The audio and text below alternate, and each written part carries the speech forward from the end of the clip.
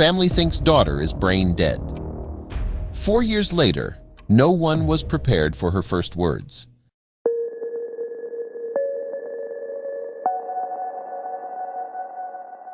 Victoria Arlen, who was born a triplet along with 2 brothers, was a hopeful and energetic youngster who loved to dance and was extremely talented at sports. That all took a turn when she was 11 years old. After developing flu-like symptoms and fainting several times, her health continued to deteriorate as her family was forced to watch helplessly. Severe inflammation of her brain and spinal cord destroyed her life, and within weeks, she was paralyzed from the waist down. Eventually, Victoria lost the ability to communicate. She slipped into a coma, but her incredible story was far from over. What happened 4 years later shocked not only her family, but physicians too. Victoria was kept alive with a feeding tube. Although her parents were told that it was unlikely she would recover, Victoria could hear her loved ones. When Victoria first woke up mentally, she was unable to move her body.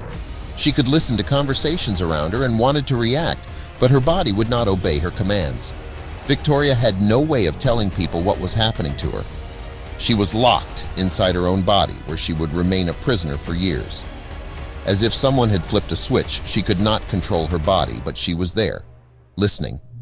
Unable to respond, she heard doctors tell her family that she was effectively brain dead and would be a vegetable for the rest of her life. They were wrong, and shockingly, no one can tell you that better than Victoria herself. But my parents believed in me. They set up a hospital room in our house in New Hampshire and took care of me.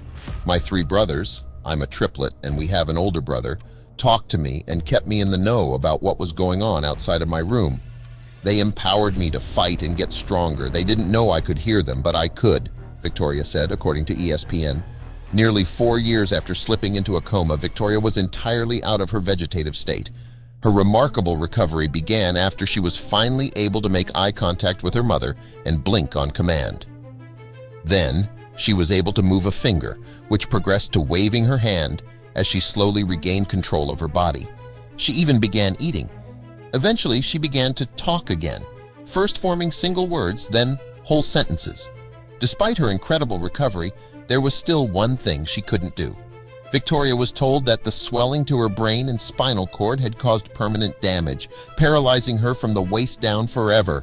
She couldn't move her legs, and specialists continuously told her to get used to being in a wheelchair. Once again, Victoria proved she had the willpower few others could even imagine as she fought to overcome impossible odds. But it wasn't easy. She faced struggles and even bullying as she returned to school. Just like before, however, Victoria found the turning point she needed. No stranger to water, Victoria had grown up near a lake, learning to swim at an early age. She had even been part of a swim team, taking part in competitions prior to her coma. However, without the use of her legs, Victoria feared she would never swim again. Thank goodness her brothers thought differently and threw her into the family pool. Although she was initially terrified, it was just what she needed. To her delight and surprise, she was a strong swimmer, and she was freed from her chair when in the water. With that freedom, she found the confidence she'd been missing and went on to become part of the U.S. team competing in the 2012 Olympic Games, where she took home 3 silver medals and 1 gold in the 100-meter freestyle, in which she even set a new world record. Her achievement thrust Victoria into the spotlight. She was invited to speak as a lecturer and began to tell her story to reporters, captivating audiences. Still, she was bothered by her wheelchair. So she and her mother temporarily moved to San Diego so Victoria could participate in the Project Walk program, which helps paralyzed people regain the ability to use their legs. But of course, Victoria missed home.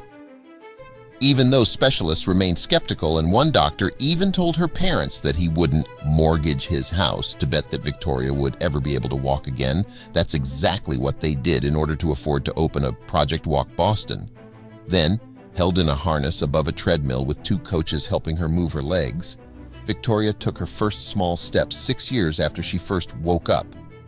It was no easy feat, but she didn't stop there. She got up and trained for hours every single day to reach her goal. Because of her determination, she was eventually able to walk with crutches, later ditching the assistive devices and walking independently. Walking is still challenging, and I still have significant impairment, she explained, but my struggle is now less visible.